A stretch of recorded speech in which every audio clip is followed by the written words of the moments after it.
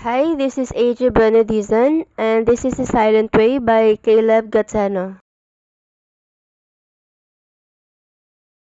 And here is some phrases from Benjamin Franklin that says, "Tell me and I forget, teach me and I remember, involve me and I learn." So what is the meaning of Silent Way? The Silent Way is a methodology of teaching language based on the idea that teachers should be as silent as possible during a class, but learners should be encouraged to speak as much as possible. So, meaning, this method emphasizes learner autonomy and active student participation. Silence is used as a tool to achieve this goal. The teacher uses a mixture of silence and gestures to focus students' attention, to elicit responses from them, and to encourage them to correct their own errors. So, Silent Way is the name of a method of language teaching devised by Caleb Gazzano. It is based on the premise that the teacher should be silent as much as possible in the classroom, but the learner should be encouraged to produce as much language as possible. So again, the Silent Way is a language teaching approach created by Caleb Gazzano that makes extensive use of silence as a teaching method. Gazzano was critical of mainstream language education at the time, and he based the method on his general theories of education rather than on existing language pedagogy. The Silent Way shares a great deal with other learning theories and educational philosophies. Very broadly put, the learning hypothesis underlying Gazzano's work could be stated as follows. The first is learning is facilitated if the learner discovers or creates rather than remembers and repeats what is to be learned. So meaning learners will most likely to remember what they learn or discover on their own rather than repeating what is to be learned. So learning is facilitated through discovery and creation, not memorization or repetition. Repetition, according to Gazzano, consumes times and encourages a scattered mind to remain scattered.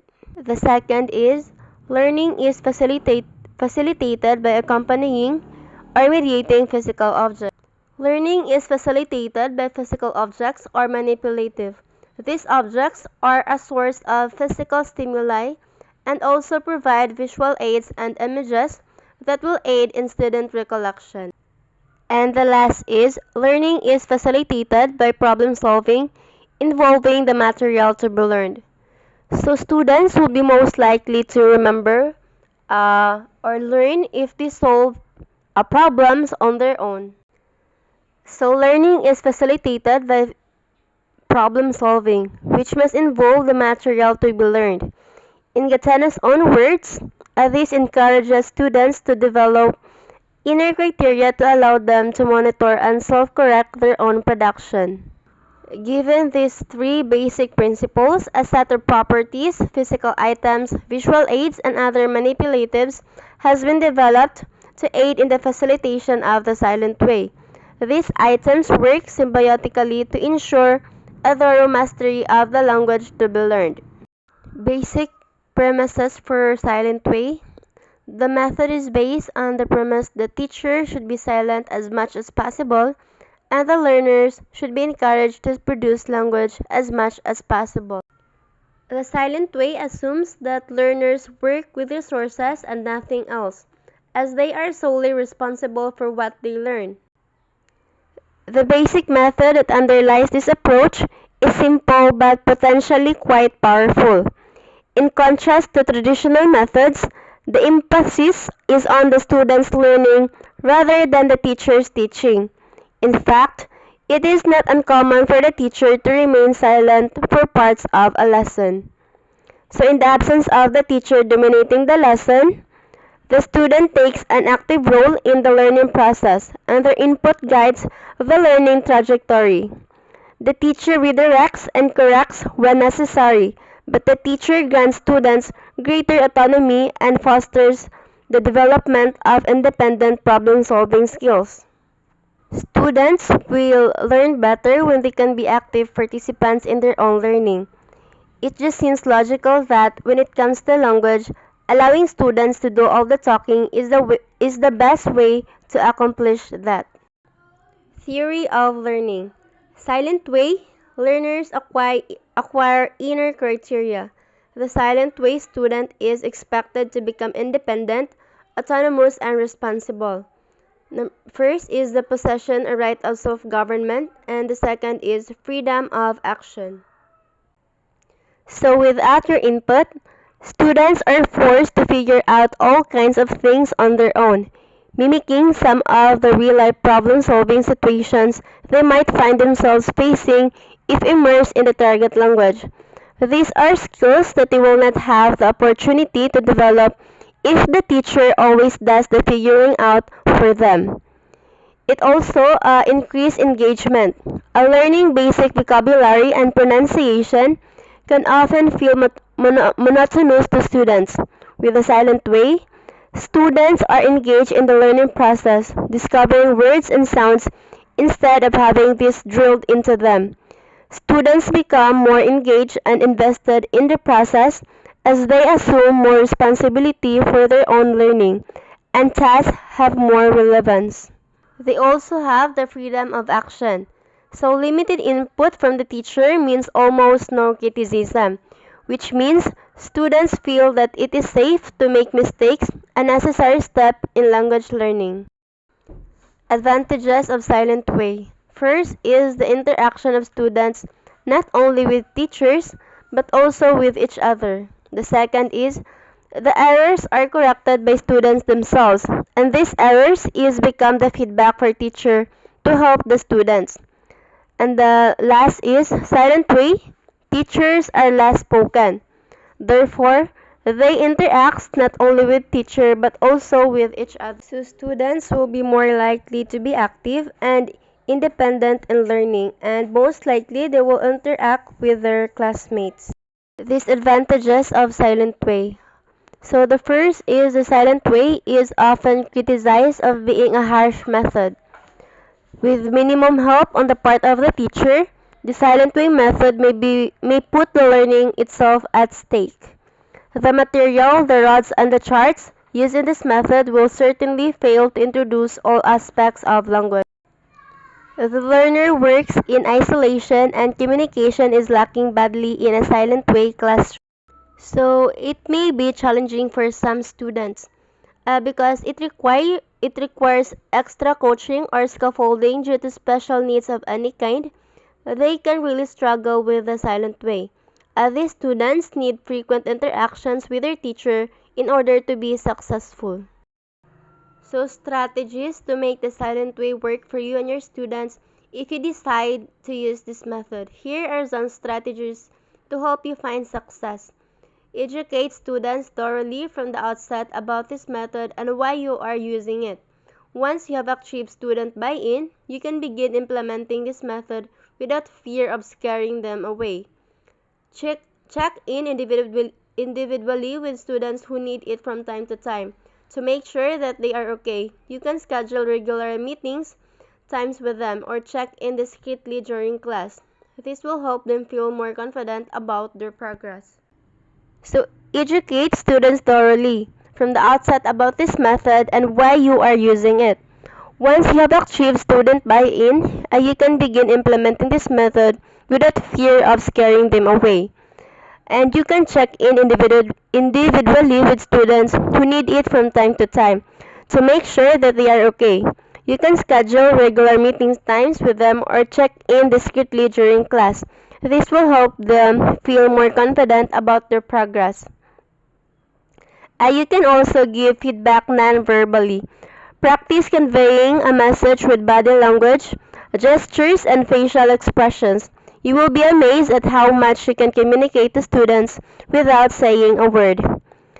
Also, emphasize quality rather than quantity. Clearly articulate that attaining mastery rather than simply covering everything in the curriculum is the priority. Principles. Teachers should concentrate on how students learn, not on how to teach. Imitation and drill are not the primary means by which students learn. Learning consists of trial and error, deliberate experimentation, suspending judgment, and revising conclusions. In learning, learners draw on everything that they already know, especially their native language. The teacher must not interfere with the learning process. So the basic idea of the teacher's silence is to focus students' attention, to elicit student responses, and to encourage them to correct their own errors. The teacher gives just as much help as is necessary and then is silent. Or the teacher sets up an ambiguous situation, puts a language structure into circulation and then is silent. So every approach on student-centered learning and any philosophy based on minimal teacher input has to have some rules or boundaries. Any method of teaching with minimal teacher input needs a teacher or a mentor who is responsible for the broader framework of the lesson, as well as for creating scenarios under which this learning can take place. So here are the teaching materials used for the Silent Way method. Gatino's name is well known for his revival of interest in the use of colored wooden sticks called Cousin Roads and for his series Words in Color, an approach to the teaching of initial reading in which sounds are coded by specific colors. So we have here the fiddle chart. It displays all the spelling of the English language arranged according to their sound. The arrangement of the chart is identical to that of the sound color chart. Spellings are grouped and color-coded to indicate their pronunciation. Fiddle charts show the variations in spelling and sound of the target language through a system of phonetic groupings. Student can use a pointer and a fiddle chart to sound out and form new words or existing vocabulary words. We also have the color roads or the sound color chart. It contains blocks of color, each one representing a sound in the target language. The sound color chart gives a direct link between sounds and colors, and in doing so, avoids the confusion caused by the irregular English spellings. Uh, the teacher first introduces sounds that are already present in the student's native language and then progresses to sounds that are new to them.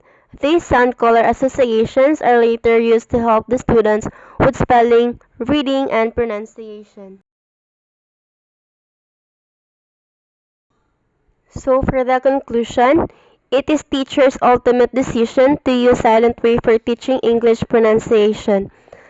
He or she should consider certain factors like the types of students in the classroom, the current level of their language acquisition, and the time sensitivity.